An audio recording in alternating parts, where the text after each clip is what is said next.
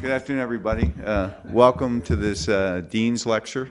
And my job is to introduce the speaker, but everybody in the room is a friend of the speaker, knows the speaker better than I do, but it's part of my role, so I hope you'll forgive me as I go through this. But we have these Dean's Lectures for two reasons. Sometimes we have very distinguished external people who come and we want to have a school-wide lecture and we call it a Dean's Lecture. But the major purpose is to recognize people who are promoted to professor in our school.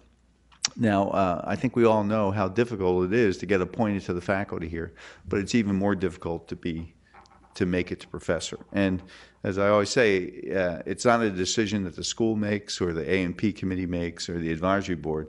It's really a decision made by peers from all over the world who, we seek their advice, and the candidate gets evaluated by people they may or may not know. And so it's not easy. It's not easy to become professor here. And I am always in awe of people's accomplishments. When you, as dean, I get to see all the letters from everybody who writes, and we have a remarkable faculty here, and George is an outstanding example of that. I have my notes here for the Moore Center for the Prevention of Child Sexual Abuse for tomorrow, so I don't think we have it's going to be a shorter introduction than usual, but I'll say probably because this doesn't apply to you. No. But George was one of the first faculty. George is one of the first faculty I met when I went around to meet with departments right after becoming dean and met with MMI. He was one of the presenters, and it was clear from the outset that he's an incredibly clear thinker and articulate and smart. And he graduated with an undergraduate degree from Sweden, from the University of Stockholm, I believe, and then went to Crete and got his PhD from the University of Crete, spent some time at Harvard for a short time as a fellow, and then spent some time at the London School London School, is that right? I did a postdoc at PMBL in Germany. Oh yeah, that's right, sure. London, Germany. But we recruited him from Europe, and he came here in 2002, and came on the faculty and has just done incredible work since. And I think everybody in this room knows, again, probably better than I, that he focuses on the immunology of the mosquito. And Mayor Bloomberg always, when I see him, he always, at first he joked and chided me about, are you still building a better mosquito? No, not I, but you guys are.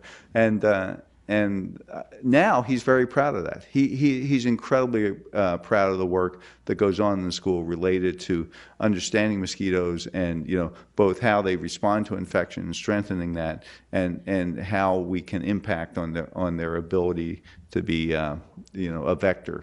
So there's a big group of people, most of whom are in the room here, who work on this. And I think it's clear from my participation at Malaria Day and sitting and listening to the advisory board for malaria, that we are one of the leading places in the world on vector biology. And George, obviously you and your colleagues are the reason for that, but you're a big part of that. And the other thing, not many people know that George and I have other things in common, and one of which is that he is a paperless professor. Right? He's famous. There's been articles written about him. Wrote a book about it. About his office is entirely paperless. Right? And I'm paperless too, but I'm paperless because I lose all the paper. But for George, it's an intentional. And George obviously has been productive, and I think we're going to hear about vector biology and how your better understanding of the immune system of mosquitoes has helped us to figure out ways to combat vector-borne disease, both malaria and dengue. So George, without further ado, please join me in welcoming George to the podium.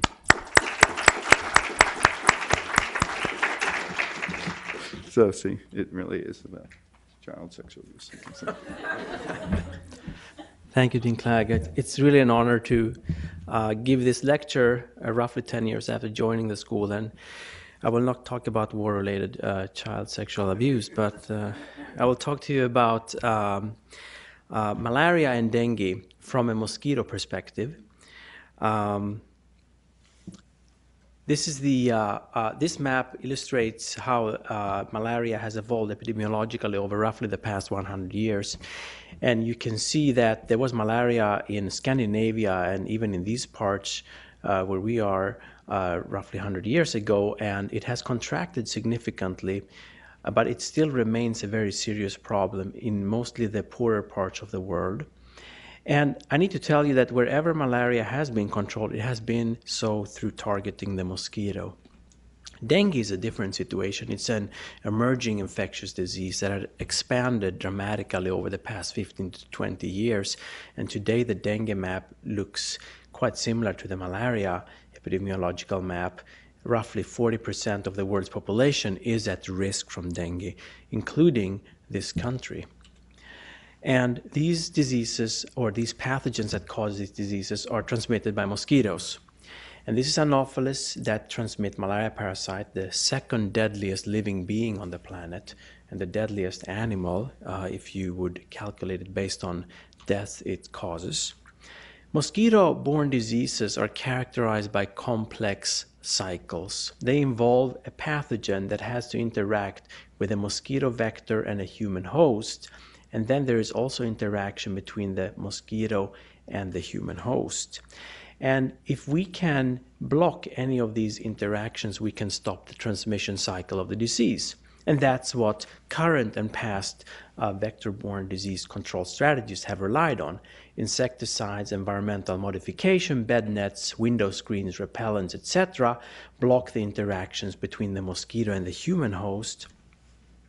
Drugs is the only way we can block interaction between the pathogen and the human host. And there are no drugs for dengue. There are some drugs for malaria, but we still face a problem of drug resistance. There is no vaccine for either Plasmodium that causes malaria or the dengue virus. Another potential link to block is that between the mosquito and the pathogen. And there is today no method of doing that in the field. There is today no strategy which we can employ to block the interaction between the pathogen and the mosquito. And that is what my group is working on. The life cycles of these pathogens, whether they are a parasite that causes malaria or a virus that causes dengue, are quite similar. The pathogen will be ingested with an infectious blood meal. The female mosquito needs to feed on blood in order to lay eggs. And the pathogen will at some point infect the midgut epithelium of the mosquito, where it will replicate or multiply and eventually become distributed throughout the mosquito's circulatory system. It will from there migrate to the salivary gland. The salivary gland produces saliva that is important for feeding on the next human host. When the mosquito needs to take another blood meal, it will inject the saliva together with the pathogen and infect the next human host. It turns out that the gut tissue is a bottleneck for the development of these pathogens, as illustrated by this picture that shows the number of malaria parasites that you find in the mosquito at the different stages of infection. Here we are looking at the time scale. So a mosquito will ingest roughly 10,000 parasites or gametocytes. And when they will reach the stage, when the parasite will reach the stage of oocyst on the midgut, they will have declined in numbers to roughly 100. So that is a dramatic reduction of parasite numbers. And then there is an expansion again. So we believe that this is probably the best site to target Plasmodium parasites as well as the dengue virus in the mosquito gut tissue. And that's what we have been focusing on. Today I will tell you about our studies of the mosquito's innate immune system and how we are thinking of using it to create mosquitoes that cannot transmit these pathogens. I will also tell you about our efforts to better understand pathogen host factors, mosquito factors that are required for the dengue virus to replicate, and how those can be targeted to attenuate the transmission cycle of the pathogen.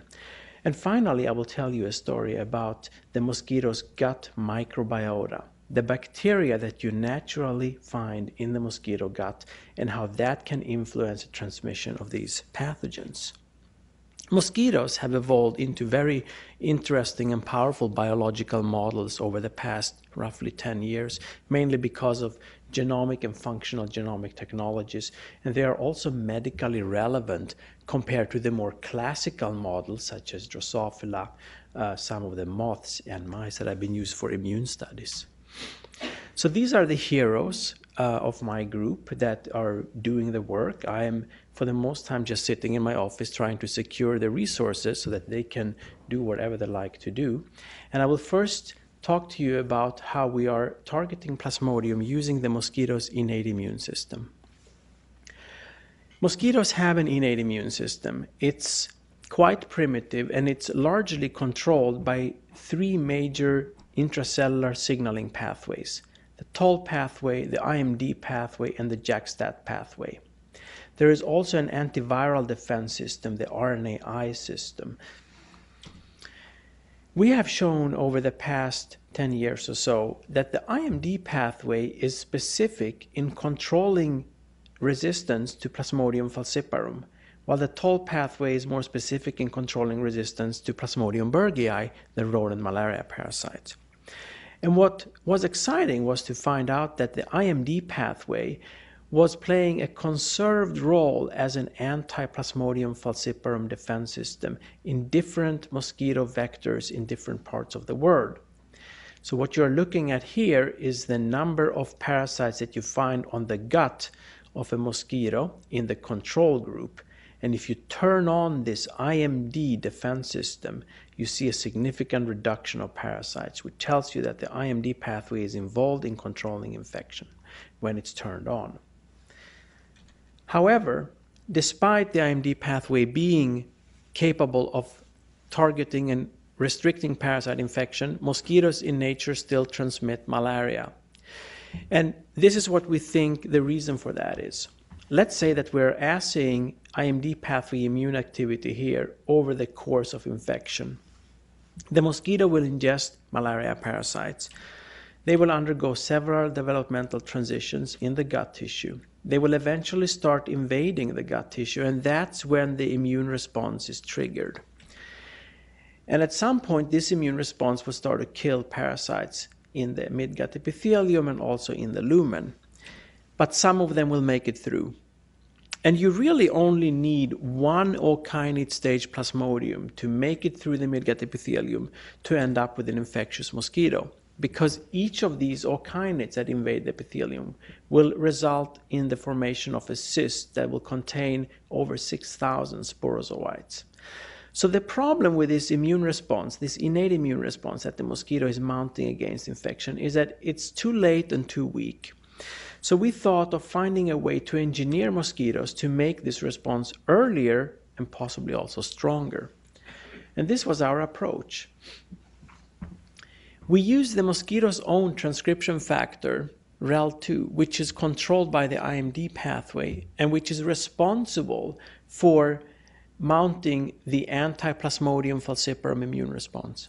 And we fused this transcription factor gene to a promoter that controls a blood-feeding activated gene. In this way, we would have a transgene that would turn on right after the mosquito has fed on blood and would be capable of mounting an immune response. We integrated this into the genome of our transgenic mosquitoes. And I want you to pay attention to the fact that these transgenic mosquitoes do not express a foreign gene. Although they are genetically modified, they don't express a foreign gene. We've just changed the expression pattern of its own gene. We made a mosquito that is mounting an immune response with a slightly different temporal specificity. And we created 3 different lines. In one line, we turn on this blood-feeding induced immune response in the gut tissue. In another line, we turn it on in the fat body tissue.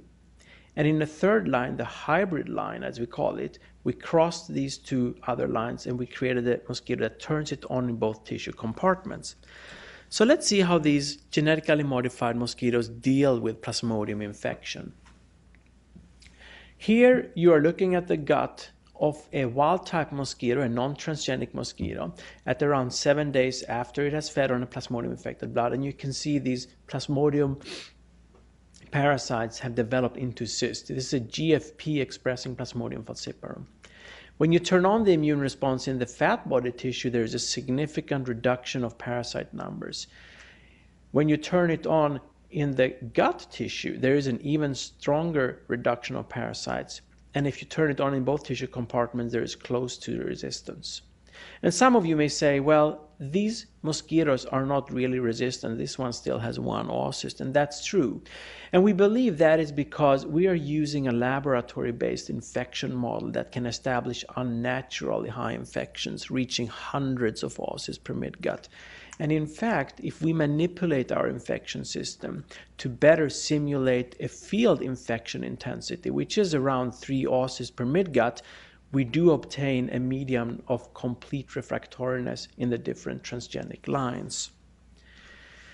So this is, again, the IMD pathway that we have manipulated, as I showed you earlier, by overexpressing this REL2 transcription factor. But there are other factors of the pathway that also can be manipulated for achieving the same result. And we have been playing around with this a little bit, just in case we would find something that is more effective. We have created a transgenic mosquito that inactivates a negative regulator of the pathway, Caspar. Caspar holds the pathway locked. This transgenic mosquito expresses a hairpin double-stranded RNA that silences Caspar. And when we do that, mosquitoes become more resistant to infection. But the effect does not seem to be as strong as when we overexpress REL2. Another negative regulator is caudal. When we silence caudal using transient RNAi methodology, we also obtain a greater resistance to parasite infection. And we can also augment the resistance of our genetically modified mosquitoes by silencing caudal in those. We have also investigated some of the effector molecules that are controlled by the IMD pathway, and to see whether if we overexpress some of these, can we obtain a resistance to Plasmodium infection. And here we have used dsCAM, which is a hypervariable pattern recognition receptor that can bind to the surface of the parasite and mediate its killing through an unknown as yet mechanism. And when we overexpress certain isoforms of dsCAM, we again obtain close to complete refractoriness to Plasmodium falciparum.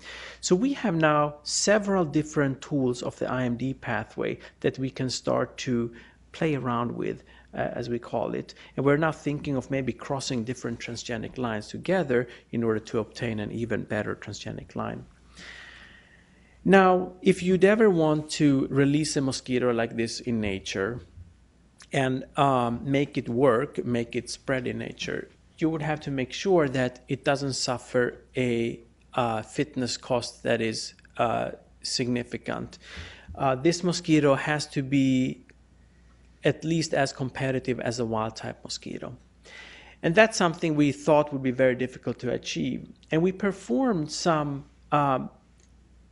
longevity and fecundity assays by which we looked at how long these genetically modified mosquitoes would live at different conditions, and also how many eggs they would lay compared to the wild-type mosquitoes. And to our surprise, we noticed that these transgenic lines have a very minimal fitness cost. There is no difference in the longevity of these genetically modified mosquitoes compared to wild-type, and there is only a slight reduction of egg laying in one of the transgenic lines. And we believe this is because of the transient nature of this immune activation. When these mosquitoes feed on blood, this REL2 transgene will only turn on for a couple of hours. And in fact, studies in Drosophila that have also investigated the IMD pathway have shown a similar pattern. A transient activation of the IMD pathway does not have a significant fitness cost. So the take-home message here is that genetically modified mosquitoes that either turn on the immune activator REL2 or an effector gene dsCAM, or turn off an immune suppressor Caspar after a blood meal, are resistant to the human malaria parasite. Transient REL2 activation or IMD pathway activation does not seem to have a significant impact on mosquito fitness. And future assays are studying the fitness cost of these mosquitoes in a greater detail. And we would also need something which is called a genetic drive system in order to drive these transgenes into a mosquito population. That's not something my lab is working on, but there are other laboratories, part of the vector biology community that work on these, and we are hoping to have these systems ready in the next few years so we can start with semi-field trials. Now I'm going to switch gears and tell you a little bit about our studies of the Aedes aegypti innate immune system. Aedes aegypti is the mosquito that transmits dengue. And here we have taken a slightly different approach. Here in this project we have been searching for dengue-resistant factors in Aedes field mosquitoes. We and others have shown over the years that the TOL pathway and the JAK-STAT pathway and the RNAi pathway are important in controlling dengue virus in Aedes aegypti mosquitoes. But all these studies were performed with highly inbred laboratory strain mosquitoes, and you never really know whether this is going to be true in field mosquitoes that transmit the virus out there. So what we did, we collaborated and we also visited several dengue endemic parts of the world. Southeast Asia, we went to Thailand and Singapore, and then we had several sites in Central and South America and in the Caribbean. And we collected mosquitoes from these field sites. We brought them in as F1 individuals. And together with some of our laboratory strains, we exposed them to the same dengue virus infected blood. And we looked at the differences in resistance or susceptibility of these different strains to this particular dengue virus serotype 2. And what you can see here is that there is great variation in permissiveness of these different mosquito lines to the dengue virus. The Orlando strain and the Bangkok strain are close to refractory to this dengue virus serotype, while Singapore and Rockefeller are highly susceptible. So we wanted to investigate what is the contribution of these immune pathways in conferring this resistance or susceptibility to the dengue virus. So what we did first, we took our most resistant strains, the Orlando and Bangkok strains, and we shut down the different immune pathways using transient RNAi technology along with the RNAi pathway. And in the Orlando strain, we did observe that when we do that, these mosquitoes would indeed become less resistant to dengue virus infection, suggesting that these pathways do play a certain role in conferring the resistance to the dengue virus of this strain. But that was not true in the Bangkok strain. When you would silence these different pathways in the Bangkok strain, you would not see a significantly greater susceptibility, suggesting that there is some other type of bottleneck for dengue virus infection in the Bangkok strain. We also took our most susceptible strains and we turned on the different immune pathways to see whether they would become more refractory.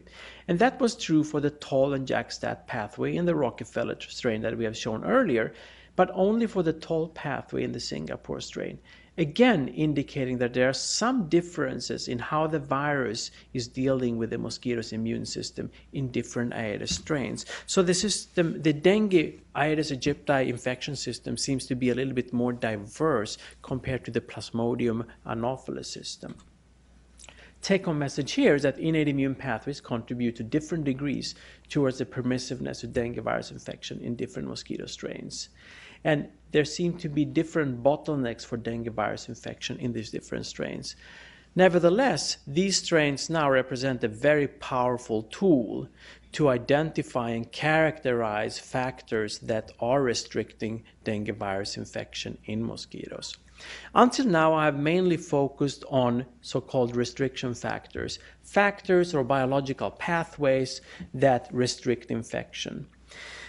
But there are also so-called host factors. Mosquito proteins are required by these pathogens to complete their life cycle, and we have focused in on those as well to see whether we can use them for blocking infection.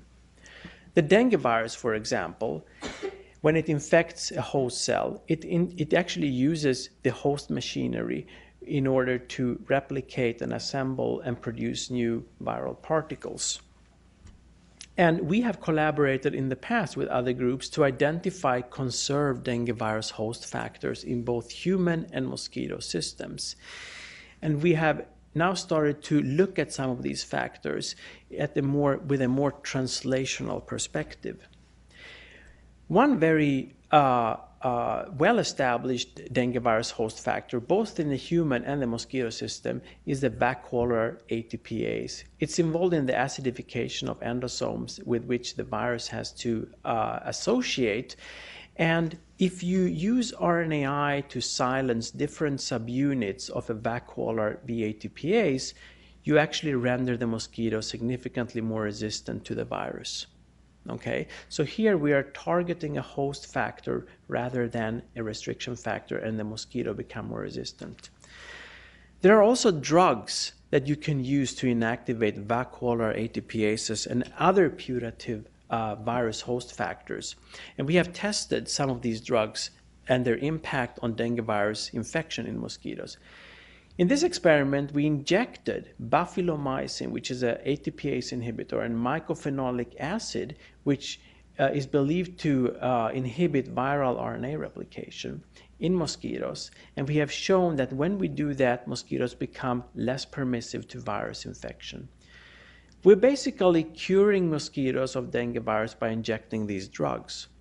Now, this does not seem to be a logistically feasible control strategy, okay? But maybe we could actually expose mosquitoes to these drugs or these chemicals in a different way. Think about insecticides. The action of insecticide relies on exposing mosquitoes to a chemical that will diffuse through the mosquito's cuticle, and it will interact and block molecules of the mosquito's nervous system, resulting in the death of the mosquito. In the same way, you could imagine a small molecule, a drug, that you would expose a mosquito to, it would diffuse through the mosquito and block dengue virus host factors. So we are right now, through a consortium of laboratories and an NIH-funded project, investigating and developing small molecules for a variety of dengue virus host factors, and investigating the feasibility of these molecules in blocking virus infection in the mosquito through either feeding through a nectar-based meal or spraying and through a surface exposure. And one interesting thing here is that because dengue virus has only 10 genes, what it does in the human host is very similar to what it does in the mosquito. And the host factors are also many times the same. So a small molecule that can inhibit a mosquito host factor is also quite likely to be able to inhibit a vertebrate host factor to the virus. Example is bafilomycin that targeted backwaller ATPases. So this project also has the potential to generate lead molecules for human therapeutics. So the take-home message here is inhibition of conserved dengue virus host factors with RNAi and drugs can render Aedes aegypti mosquitoes more resistant to infection. Now I'm coming into my last story, which is focusing on the mosquito gut microbiota, the bacteria that naturally reside in the mosquito intestine. And this is the content of the mosquito midgut at around 24 hours after it has fed on a malaria-infected blood. And in it, you will find Plasmodium stage okinates and bacteria.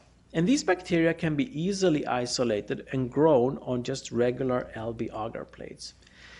We have not been interested in studying the population biology of these bacteria in mosquitoes and characterizing the entire spectrum of bacteria. We're interested in bacteria that can be easily isolated and grown on cheap media, and from there be tested for their antipathogen activity. You can render mosquitoes aseptic or sterile, or close to aseptic at least, by feeding them on antibiotics. So if you supplement the mosquitoes' sugar meal with antibiotics, you can wipe out the microbial flora from their gut. And when you do that, these mosquitoes become more susceptible to both Plasmodium infection and dengue virus infection. What these experiments are telling us is that the bacteria is in some way interfering with pathogen infection in the mosquito gut tissue. And we have been interested in investigating this in a greater detail in the field. using bacteria that you find in naturally malaria-transmitting and dengue-transmitting mosquitoes. So here we have visited our field laboratory in southern Zambia, which is part of the JHMRI, and we have also performed studies in Panama with our collaborators. And we have collected mosquitoes from the field, we dissect out their guts in the laboratory, and then we plate out the microbes.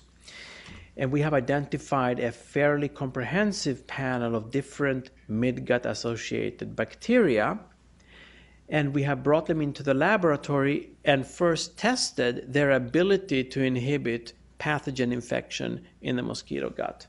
And through these assays, we have identified a panel of bacteria that you can see here that have a potent anti-plasmodium activity in vivo. And we have mainly focused on two of these bacteria. One is an Enterobacter-like bacterium from Zambia, which we call ESPZ. And the second isolate that we have focused on is a Chromobacterium from Panama, which we call CSPP. ESPZ, we showed that it can inhibit plasmodium development both in the mosquito gut but also in an in vitro culture through the production of reactive oxygen species. And I'm not going to talk to you today about this particular bacterium. We published this work in Science a couple of years ago. Here you can see that when you have the bacteria presence in the culture, you don't find any parasites, which you find when it's absent. And we can rescue parasite development in vivo by supplementing the mosquito blood, which it feeds on, with vitamin C, which reduces reactive oxygen species. Okay, and what we are doing right now is we're studying ESPZ in a greater detail. We're interested in looking at how we can adapt it to better colonize the mosquito gut, and how we can disseminate this type of bacteria in mosquitoes in the field. And I will talk to you more about that later. But now I'm going to focus in on another bacterium that we actually find slightly more interesting than ESPZ. It's a Chromobacterium from Panama. It was identified in a field site a couple of hours southwest of Panama City in a fairly small number of mosquitoes. And here is why we find Chromobacterium interesting. When you introduce it into the gut of Anopheles mosquitoes, they become less permissive to Plasmodium infection, as you can see here. When you introduce it into the gut of Aedes aegypti mosquitoes, they become less permissive to dengue virus infection. So this one bacterium seemed to block infection with two quite different pathogens. But this bacterium can do something else which is quite interesting and useful for vector-borne disease control. It shortens the lifespan of the mosquito. So when you colonize an Anopheles or Aedes mosquito gut with Chromobacterium, they will start to die off much faster than the control group. And that is also true for larvae. If you supplement the larval breeding water with Chromobacterium, they will die off faster. So here you have a bacterium that has antipathogen activity and entomopathogenic activity, which is an ideal situation if you want to use it for a control strategy. Chromobacterium is very capable at colonizing a very large percentage of mosquitoes in a cage population rapidly, and it can reach really high numbers, and this is a good characteristics. How would you introduce this bacterium in mosquitoes in the field? This is something we've been thinking about quite a bit. Mosquitoes feed on sugar as an energy source. They only need the blood for egg production, and when they feed on sugar, this sugar will end up in the crop, which is a sugar storage compartment, but also in the gut of the mosquito. And this is where the pathogen comes in contact with the bacteria. And mosquitoes feed on nectar daily. And in fact, some devices have already been developed by groups in Israel that uses an artificial nectar to expose mosquitoes to toxins. And we're now investigating the use of this kind of devices to expose mosquitoes to this type of bacteria. However, these bacteria are not transmitted from the parent to the offspring, right? So this exposure is transient and has to be continuous. So this control strategy will only work in certain settings. It's not a self-propagating system. And it would be nice to have a bacterium that would be transmitted from one generation to the next. And there is one such bacterium. It's Wolbachia. My group does not work on Wolbachia with regards to its interaction with the mosquito. But we have a collaborator and a former postdoc of mine who has spent quite some time working on Wolbachia. And one problem with Wolbachia has been that it has been very difficult to introduce it into malaria-transmitting Anopheles mosquitoes and to establish the stable infection of Wolbachia in these Anopheline mosquitoes. And that was achieved very recently. And of course, my group here at Hopkins was very interested in looking at the impact of this stable Wolbachia infection in Anopheles mosquitoes on Plasmodium development. And what we showed was that within the midgut lumen, Wolbachia infection does not seem to impact Plasmodium development. But it does so both in the midgut epithelium and during the journey of the sporozoite to the salivary gland. There is a highly significant decrease in sporozoite numbers. And again, we are using an artificial laboratory system here that can achieve artificially high infections. And if we would have manipulated this infection model to a field level intensity infection, we would probably have seen close to complete refractoriness. This is not going to be the silver bullet for controlling malaria. There is still a long way to go, and these bacteria will have to be optimized in many ways to achieve an effective transmission in the field. So what I've told you until now is the use of bacteria that originate from the mosquito's own natural microbial flora to block pathogens in the mosquito and also to kill off the mosquito. But could these bacteria be useful in some other ways too? We have asked that question by investigating whether Chromobacterium can influence pathogen infectivity and development in vitro, outside of the mosquito, because that would open the way for maybe looking at the production of possible lead molecules for therapeutics. Chromobacterium can be grown in both a planktonic state and a bacterial biofilm state. And when you expose dengue virus in vitro to the planktonic state of Chromobacterium or other bacteria deriving from the mosquito gut, there is no inhibition. But when you expose it to the biofilm state of Chromobacterium, there is a close to complete inhibition of dengue virus infectivity, only by the biofilm of Chromobacterium, but not the biofilm of these other bacteria. This experiment is suggesting that Chromobacterium biofilm contains some highly potent antiviral factor. We have also shown that the biofilm of Chromobacterium, as well as the planktonic state culture, also produces antimalarial compounds that can inhibit both asexual and sexual stage Plasmodium parasites, okinids and gametocytes. So this is now very interesting. This bacterium appears to be a factory of antibiotic compounds, both for virus and bacteria, but also for parasites, but also for bacteria. If you streak out Chromobacterium on an LB agar plate, it forms a very prominent zone of inhibition that does not allow any other of these mosquito gut-derived bacteria to grow in the proximity of Chromobacterium. So the question now is, what's the nature of these antibiotic or antiparasitic and antiviral factors? And that's where things get complicated. This work was mostly done by Jose Ramirez, a graduate student in my lab. And when he graduated, we always make a cake for those who obtain their PhD. And on the cake, we sort of tried to draw the model or the hypothesis of their discovery.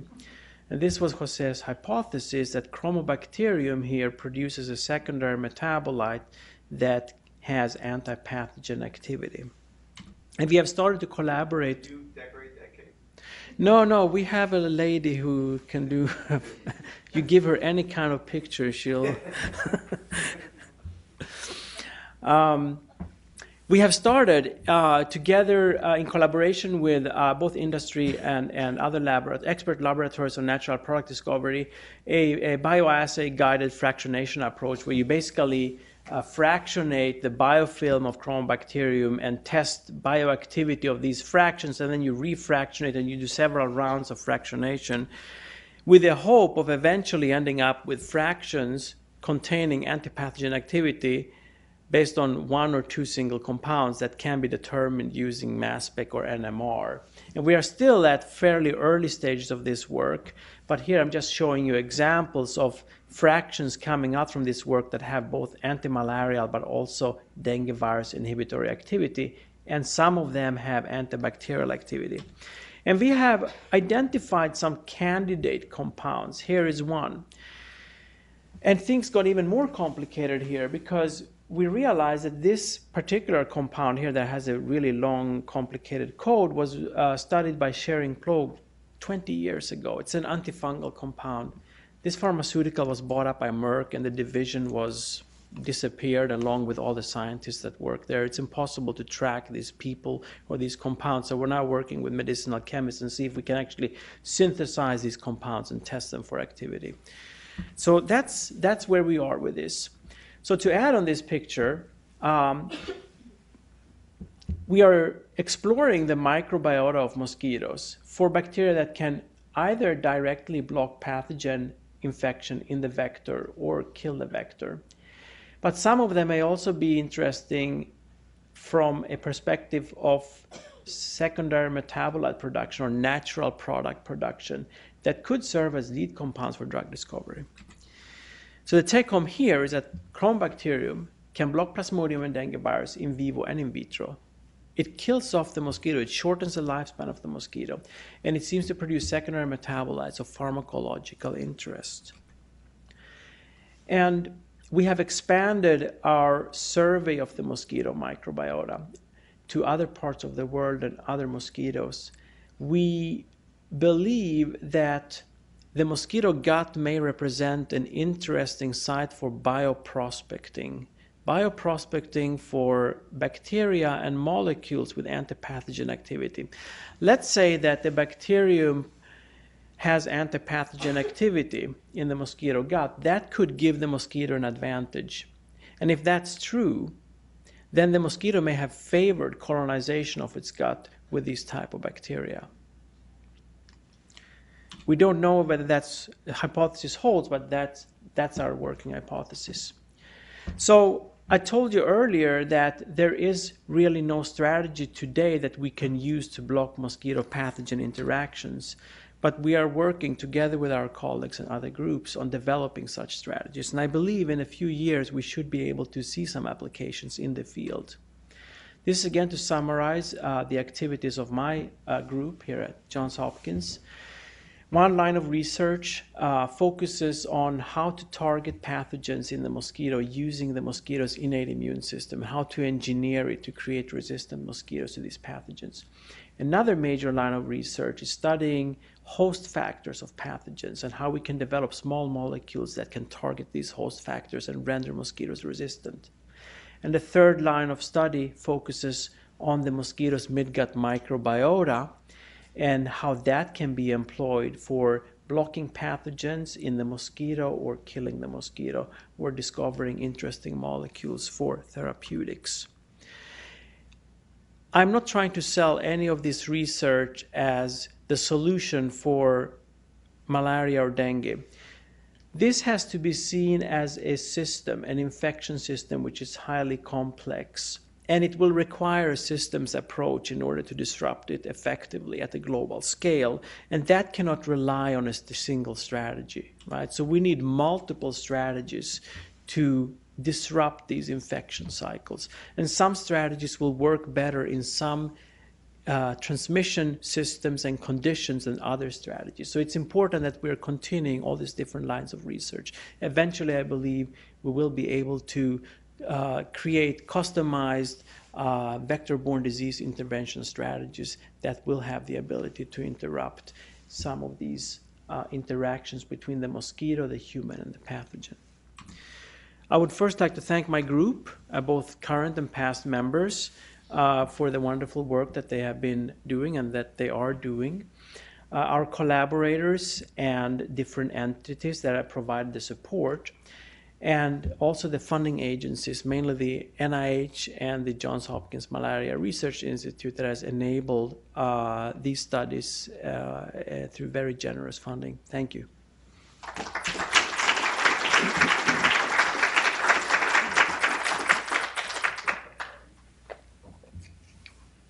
So, George, that was a great talk. And, Thank you. I have lots of questions. So I'll just ask one. Yes. And then, so I didn't understand, when you were talking about the Anopheles, Plasmodium resistance, those 3 pathways, and you upregulated them, and then you said that there was no cost, survival cost, but it looked like you tested them in systems where they weren't infected. Oh, no, we tested them in infected systems as well. Oh, infected systems, okay. Yeah, so we tested them at conditions of sugar feeding, blood feeding, feeding on Plasmodium-infected blood, and multiple blood feedings.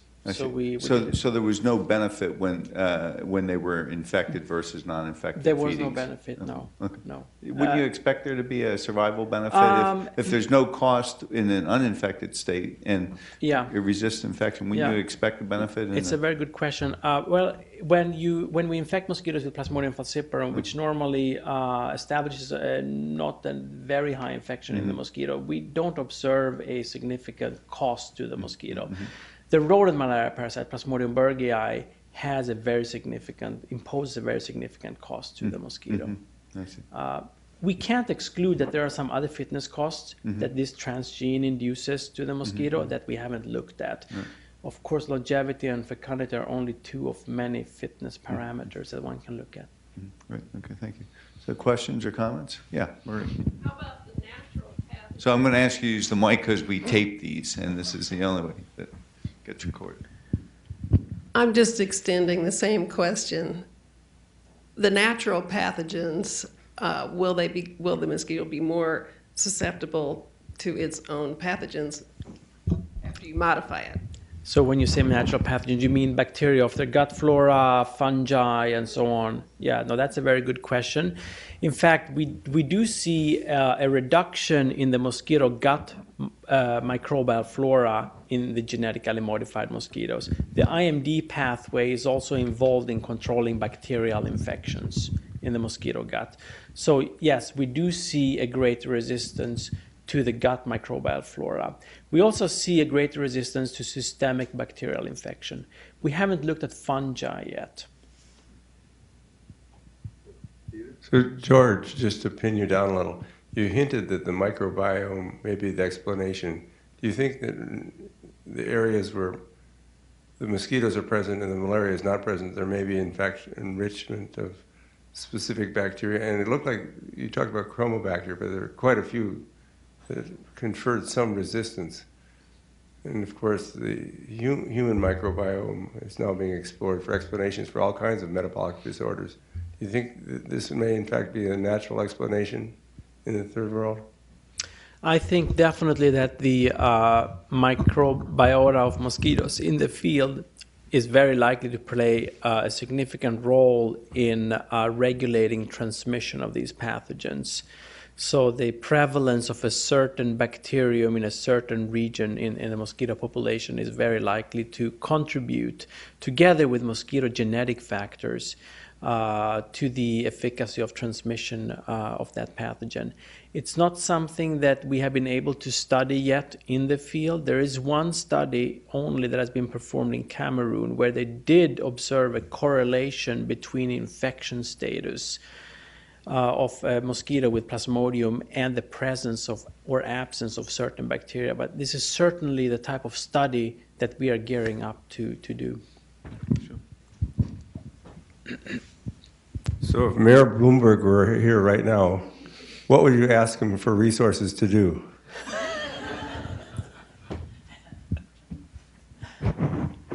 Should I answer? Oh, yeah. Well, maybe Bloomberg R01 grant funding system. Maybe 2 or 3 or 5. So, A malaria sphere in Zambia. That'd be very interesting to, very useful to use for these kind of studies. a what? I missed that. A malaria sphere. It's an artificial. It's a greenhouse-like large cage that one can perform semi-controlled, semi-field experiments without the danger of mosquitoes escaping and flying up. Great. So can I ask you? So I didn't understand why. I think it was chromobacteria you were talking about. Why it would have. It would produce those substances only in the biofilm and not in the planktonic state. What is it about the biofilm?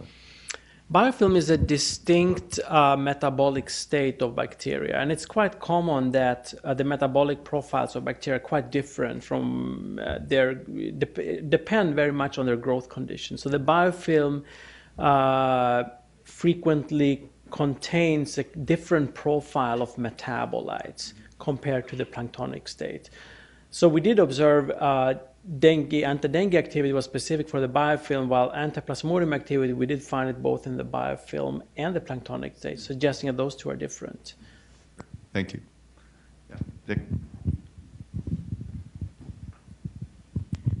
So I was just wondering if any thought has been given to generating transgenic chromobacteria using the genes from Wolbachia that allow transmission. Yeah, so that's that's definitely a very interesting avenue to follow, using Wolbachia as a vehicle to express these antipathogen molecules. Unfortunately, to my knowledge at least, Wolbachia has not been genetically modified yet, or am I wrong? I think it's Wolbachia. The problem with Wolbachia is has it been? No, it has not been.